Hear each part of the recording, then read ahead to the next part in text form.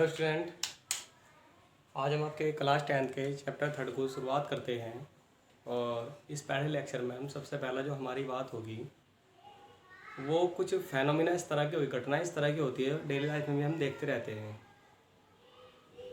जैसे कि मान लीजिए आपने क्या काम करा, एक बैलून, जो बर्थडे बैलून होता है, छोटे वाले जो गुब्बारे होते हैं, उन गुब्बारों को लीजिए और उसे फुला करके आप एक काम करें, उसे दीवार पर लगा के देखो चिपकेगा नहीं चिपकेगा। तो आप ये पाओगे कि वो गुब्बारा दीवार पर नहीं चिपकेगा। अब इसके बाद आप एक काम करेंगे कि उस गुब्बारे को लेकर के अपनी जो शर्ट है, टी शर्ट है, इस पर ऐसे रबड़ कीजिए, रगड़िए। रगड़ने के बाद जिस स्थान से आपने उसे रगड़ा है उस जगह से उसे दीवार पर चिपकाइए तो वो चिपक जाएगा। अर्थात क्या हुआ कि रगड़ने के कारण वस्तु में एक प्रॉपर्टी आ गई जिससे वो दूसरी को क्या कर रही है, आकर्षित कर रही है। और जिसके कारण यह हुआ है उस गुण को हम आवेश कहते हैं। ठीक है, तो यहाँ पर जो आपका चैप्टर 3 है विद्युत, इलेक्ट्रिसिटी, इसको समझने से पहले हमें एक चीज़ को समझना होगा। और वो जो वर्ड है आपका या फिर वो जो टॉपिक है आपका, और वो होता है विद्युत आवेश। आवेश को सबसे पहले हम समझने की कोशिश करेंगे कि आवेश किस चीज़ का नाम है। एक दार्शनिक हुए हैं, उन्होंने सबसे पहले अंबर की एक छड़ थी, अंबर की पदार्थ का नाम होता है अंबर, उस छड़ को बिल्ली की खाल पर रगड़ा। जब उन्होंने उसे बिल्ली की खाल पर रगड़ा तो रगड़ने के बाद ये देखा कि जो छोटे छोटे तिनके होते हैं या कागज के टुकड़े होते हैं, उन टुकड़ों को छड़ ने आकर्षित कर लिया। जिस गुण के कारण छड़ ने आकर्षित किया है उस गुण को हम आवेश कहते हैं। अर्थात आवेश वस्तु का वह गुण हो सकता है जिसके कारण दूसरी आवेशित वस्तु को या तो वो आकर्षित करेगा या फिर वो प्रतिकर्षित करेगा, यानी कि दूर की ओर भेजेगा। एक सिंपल लैंग्वेज में अगर हम आवेश की डेफिनेशन बनाना चाह रहे हैं कि आवेश किस चीज का नाम होता है, तो आवेश के कारण ही विद्युत उत्पन्न होता है। यानी कि जो बिजली वगैरह हम पढ़ते हैं ये सब आवेश के कारण ही होता है। और जो चुंबकीय क्षेत्र क्रिएट होता है, यानी कि लाउड स्पीकर वगैरह, ये सारी जो घटनाएं होती है इनमें चुंबकीय क्षेत्र की जरूरत होती है, वो सब भी आवेश के कारण ही पॉसिबल होता है। तो आवेश की एक सिंपल सी डेफिनेशन ये बन सकती है कि आवेश जो होता है वस्तु का वह गुण होता है जिसके कारण वह वस्तु वैद्युत तथा चुंबकीय प्रभाव उत्पन्न करती है। वैद्युत गुण भी उत्पन्न होता है और इसके कारण से चुंबकीय प्रभाव भी उत्पन्न होता है। तो जिस गुण के कारण वैद्युत और चुंबकीय दोनों प्रभाव उत्पन्न होते हैं, इस गुण को हम क्या कहते हैं, आवेश कहते हैं। बात क्लियर होगी। आवेश को हम स्मॉल क्यू से डिनोट करते हैं और स्मॉल क्यू से डिनोट करते हैं, और ये एक अदिश राशि होती है। इसका जो मात्रक होता है वो कूलाम होता है। ये आज के बाद ध्यान रखिए, कूलाम एक वैज्ञानिक का नाम है भाई, कूलाम होता है। और जो आपका ये गुण आया है आकर्षित करने का, ये गुण तब आता है कि जब एक वस्तु से इलेक्ट्रॉन निकल करके, क्या निकल करके बताओ, इलेक्ट्रॉन। थोड़ा सा अगर मैं आपको स्ट्रक्चर बताऊं तो परमाणु में एक नाभिक होता है धनावेशित, उसके चारों ओर कक्षाएं होती है। ये तो आपने 9th में पढ़ा होगा, केमिस्ट्री में इस बात को पढ़ते हैं हम, 10वीं में पढ़ेंगे। इन कक्षाओं में इलेक्ट्रॉन चक्कर लगाते हैं, अलग अलग कक्षाओं में अलग अलग इलेक्ट्रॉन होते हैं। तो सबसे बाहर वाला इलेक्ट्रॉन होता है, इस पर जो नाभिक का आकर्षण बल होता है वो सबसे कम होता है। तो जब हम दो वस्तुओं को आपस में रगड़ते हैं तो एक वस्तु से इलेक्ट्रॉन निकल करके दूसरी में चले जाते हैं। इस तरह से एक वस्तु में इलेक्ट्रॉन की कमी आ जाती है और दूसरी वस्तु में इलेक्ट्रॉन की अधिकता हो जाती है। ठीक है भाई, कमी आए इलेक्ट्रॉन की तब भी आवेश उत्पन्न हो जाता है और अधिकता है तब भी आवेश उत्पन्न होता है। जहां पर इलेक्ट्रॉन की कमी आती है वहां पर धनावेश उत्पन्न होता है, यानी कि पॉजिटिव चार्ज उत्पन्न होता है। और जहां पर इलेक्ट्रॉन की अधिकता होती है जिस वस्तु पर, उस पर ऋणावेश उत्पन्न होता है, नेगेटिव चार्ज उत्पन्न होता है। ऐसा किस लिए होता है वो भी सुन लीजिए। आपको ऑलरेडी पता होगा कि इलेक्ट्रॉन पर ऋणावेश होता है, नेगेटिव चार्ज होता है। तो आप अपने आप सोचिए कि जब इस पर इलेक्ट्रॉन ज्यादा आ गए तो नेगेटिव चार्ज बढ़ गया, और उसमें से इलेक्ट्रॉन निकल गए तो नेगेटिव निकल गया, जब नेगेटिव निकल गया तो कौन बढ़ जाएगा, पॉजिटिव। तो इसलिए जिसमें इलेक्ट्रॉन की कमी होगी वहां पर धनावेश आएगा, और जिसमें इलेक्ट्रॉन की अधिकता होगी वहां पर क्या आएगा, ऋणावेश आएगा। पॉइंट क्लियर हो गया आपको। इस तरह से पता लगा कि जो आवेश का फॉर्मूला बन जाता है आपका फॉर्मूला, वो फॉर्मूला बनता है इलेक्ट्रॉनों की जो संख्या होती है उसे हम n से लिखेंगे, और फॉर्मूला बन जाएगा आपका Q बराबर Ne। n का मीनिंग यहां पर क्या होता है, इलेक्ट्रॉनों की संख्या। जो इलेक्ट्रॉनों की कमी आई है या इलेक्ट्रॉनों की वृद्धि हुई है उसे हम n से लिखते हैं। ई का मतलब होता है हमारा मूल आवेश होता है, और मूल आवेश यानी कि जो इलेक्ट्रॉन पर आवेश होता है, और उसकी वैल्यू हमने याद रखनी है आज के बाद में 1.6 10⁻⁻19 कूलाम होती है। ठीक है भाई। तो आपका आवेश का फॉर्मूला बन जाता है Q बराबर Ne। क्लियर। n का मतलब ये होगा कि इलेक्ट्रॉनों की संख्या। जैसे कि सवाल यह है कि एक वस्तु में 500 इलेक्ट्रॉनों की अधिकता है तो n का मान 500 हो गया। अगर इलेक्ट्रॉनों की अधिकता है तो ऋणावेश आ जाएगा, और अगर इलेक्ट्रॉनों की कमी है तो क्या आ जाएगा, धनावेश आ जाएगा। पॉइंट क्लियर हो गया। यहाँ पर ई की वैल्यू कभी नहीं बदलने की, आपको हमेशा याद रखनी है। इसकी वैल्यू होती है 1.6 10⁻⁻19 कूलाम। Point clear. तो यहां से अगर हम बात करते हैं कि आवेश कितने प्रकार का होता है, तो वो भी मैंने अभी आपको क्लियर करा दिया है। आवेश जो होता है वो आपका 2 प्रकार का होता है भाई। ठीक है। एक तो आपका क्या होता है बताओ, धनावेश। नंबर 1 कौन सा आवेश होता है भाई, आपका धनावेश होता है। धनावेश की अगर डेफिनेशन बनाने लगे तो बताओ क्या बनेगी। दूसरा हमारा होता है ऋणावेश। ऋणावेश की डेफिनेशन बनाने लगे तो क्या बनेगी।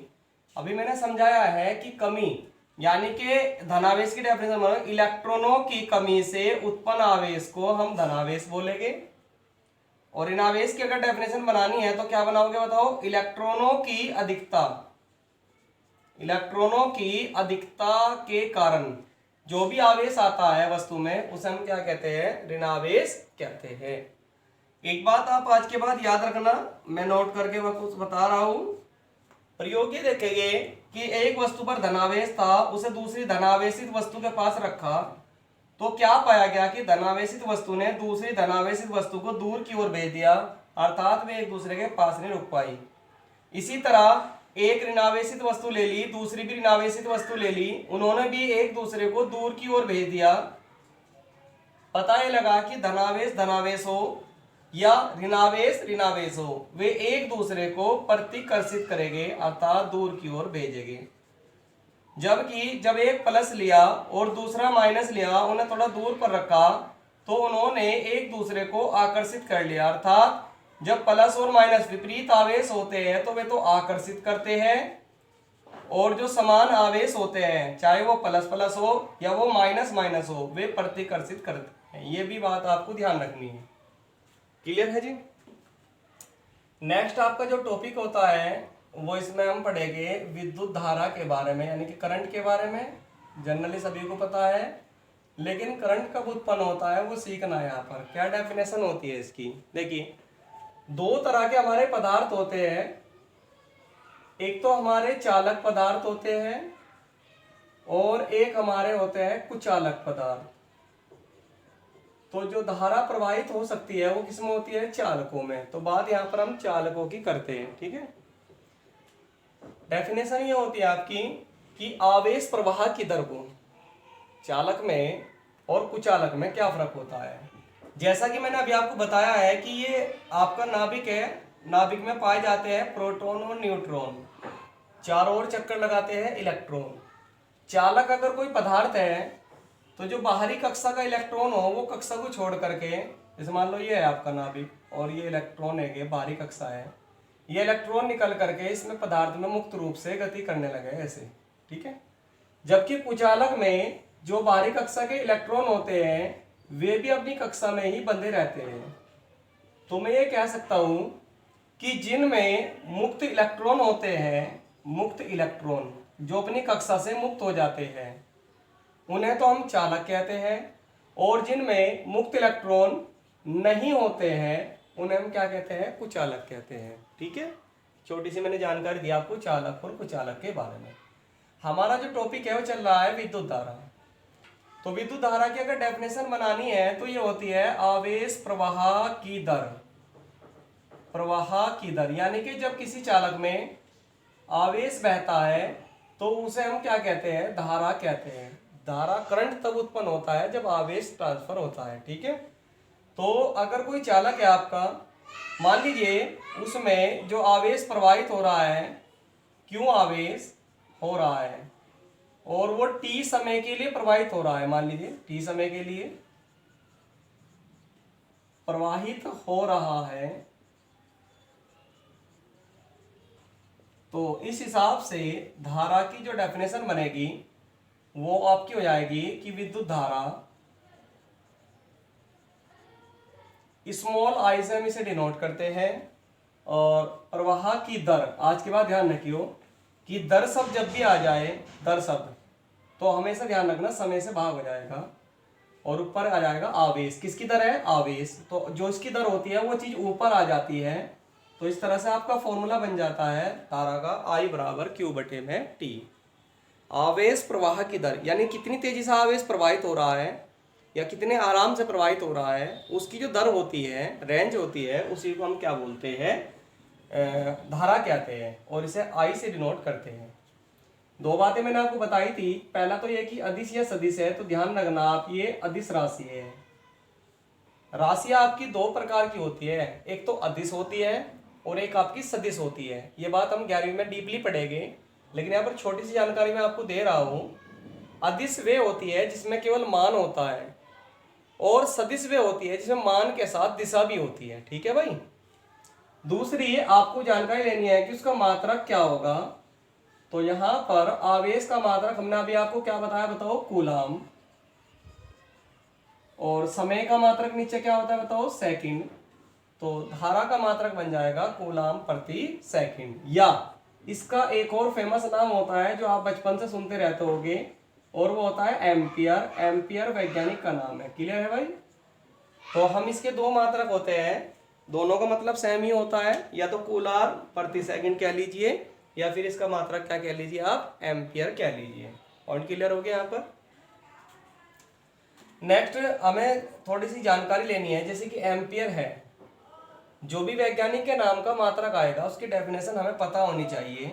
तो मैं यहाँ पर कुछ बातें आपको समझा रहा हूँ। पहली तो बात यही समझाता हूँ कि एम्पियर की डेफिनेशन क्या होती है, यानी कि एक एम्पियर की धारा जो है वो किस तरह से डिनोट होती है, परिभाषित होती है। तो सुनिए भाई, परिभाषा बनाने के लिए हम क्या करेंगे। हमने मान लिया कि जो आवेश है वो एक कूलाम ले लिया हमने, और जो आपका समय है, समय को टी को मान लीजिए हमने 1 सेकंड ले लिया। अर्थात कहने का मतलब ये होगा कि अगर 1 सेकंड में 1 कूलाम आवेश प्रवाहित हो तो तब क्या होगा कंडीशन। यहाँ पर फॉर्मूले में वैल्यू रखिए, I बराबर Q का मान भी 1, T का मान भी 1, तो ये T बराबर 1, I बराबर 1 एम्पियर हो जाएगा। यहाँ से मैं इसकी डेफिनेशन बना सकता हूँ बहुत आसानी के साथ में। एम्पियर की किस तरह से बन जाएगी कि अगर कोई भी हमारा चालक है, उस चालक में 1 कूलाम आवेश 1 सेकंड के लिए प्रवाहित हो रहा हो, 1 सेकंड में 1 कूलाम आवेश प्रवाहित हो रहा हो, चल रहा हो, तो तब जो धारा का मान होता है वो कितना होता है, 1 एम्पियर होता है। ये बात आपकी क्लियर होगी। एक या दो बातें और मैं यहाँ पर आपको बता देता हूँ, जैसे कि आपका धारा जो तार में बहती है वो किस दिशा की ओर बहती है। तो वैसे तो आपको पता होना चाहिए। मान लो बैटरी की अगर मैं बात करूँ तो बैटरी में 2 टर्मिनल होते हैं, 2 खुंटी होती है, एक प्लस वाली लाल वाली और एक माइनस वाली। अगर हमने इसमें कोई तार या पंखा जोड़ दिया तो जो धारा बहती है वो प्लस सिरे से माइनस सिरे की ओर बहती है। यह आप ध्यान रखना, प्लस सिरे से, लाल वाले सिरे से काले वाले सिरे की ओर। लेकिन जनरली तार के बारे में अगर हम यहाँ पर डिफाइन करेंगे, किस तरह से डिफाइन करेंगे सुनिए। धारा की दिशा, मान लीजिए हमारा कोई चालक तार है सपोज डैट, और चालक वे होते हैं जिसमें मुक्त इलेक्ट्रॉन होते हैं। तो ये मुक्त इलेक्ट्रॉन जब हो गए इस तरह से, ये हमने इस तार को सिरे से जोड़ दिया बैटरी के, एक सिरा प्लस है, एक सिरा क्या है, माइनस। इलेक्ट्रॉन पर कैसा आवेश होता है, माइनस। तो माइनस कहाँ की ओर जाएगा, बताओ, प्लस की ओर। तो ये सारे के सारे इलेक्ट्रॉन जो हो गए वो इस सिरे की ओर बहने शुरू हो जाएंगे। और धारा के बारे में अभी आपको बताया, धारा बहती है प्लस सिरे से माइनस सिरे की ओर, तो ये तो होगी धारा की दिशा। और इलेक्ट्रॉन किधर की ओर बह रहे हैं, प्लस की ओर, यानी कि विपरीत दिशा में। तो मैं इससे धारा की दिशा को इस तरह से याद रखूंगा कि जो धारा की दिशा होती है वो इलेक्ट्रॉनों के विपरीत दिशा में होती है। ठीक है भाई, धारा की जो दिशा होती है वो क्या होती है, इलेक्ट्रॉनों के विपरीत दिशा में होती है, क्योंकि इलेक्ट्रॉन तो बह रहे हैं इस तरफ को और धारा जा रही है उस तरफ को, तो इलेक्ट्रॉनों के विपरीत दिशा में धारा होती है। ये आपको याद रखना है। एक और बात मैं यहाँ पर आपको बता दूं कि हम धारा को जो मेजरमेंट करते हैं वो किस तरह से करते हैं, धारा का मापन। तो देखिए, आपने देखा होगा अगर आपके घर में स्टेबलाइजर हो, चार्जिंग करने वाला बैटरी को, तो उसमें एक इस तरह की एक वो लगी हुई आती है और उसमें रीडिंग होती है, एक सुई होती है और उसमें ए लिखा रहता है। ए का मीनिंग यहाँ पर होता है एमीटर। क्या मीनिंग होता है यहाँ पर, एमीटर।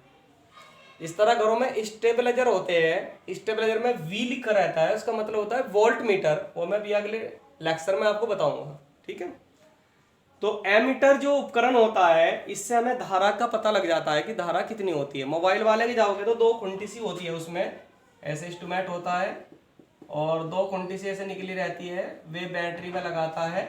अगर ए लिखा है तो उसका मतलब वहां पर एमीटर होता है, अर्थात धारा को जो हम मापते हैं वो एमीटर से मेजरमेंट करते हैं। ठीक है भाई, कहीं से मेजरमेंट करते हैं, एमीटर से हम इसे मेजरमेंट करेंगे, धारा को मापते हैं। और एमीटर जो धारा को मापता है वो एम्पियर में माप करके बताता है कि कितनी एम्पियर धारा है। ठीक है, अब हमें जो एमीटर को परिपथ में जोड़ना होता है, परिपथ से मतलब जो हमारा सर्किट है, जैसे कि हमारी फिटिंग है कि पंखे के बारे में जानकारी लेने है कि इस तार में कितनी धारा बह रही है, तो हम इसे जो जोड़ते हैं वो श्रेणी क्रम में जोड़ते हैं। कैसे क्रम में जोड़ते हैं, श्रेणी क्रम में। ये बात थोड़ी याद रखने की है। एक एक नंबर के सवाल या बहुविकल्पीय सवाल इस तरह से आते रहते हैं कि धारा को किस तरह से मापते हैं, तो एमीटर से। एमीटर को परिपथ में कैसे जोड़ते हैं, तो किस तरह जोड़ते हैं, श्रेणी क्रम में जोड़ते हैं। ये श्रेणी क्रम और समांतर क्रम आगे लेक्चर आने वाला, वहां पर अच्छे तरीके से आपको सिखाऊंगा मैं। ठीक है, आज के लिए इतना काफी आपका।